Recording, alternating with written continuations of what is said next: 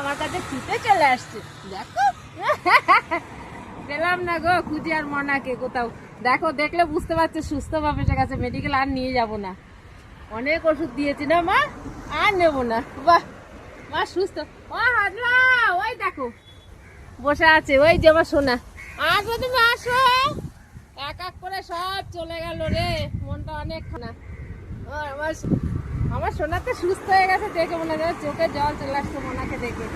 একদম একা হয়ে গেল, নিঃস্ব হয়ে গেল গো। 5-6 জনের মধ্যে এখন 2 জন পড়ে আছে। কিছু কিছু বলো, একটু বলো, একটু বলো। মা আসেনি আজকে? সকালে মার সঙ্গে দেখা করেছে?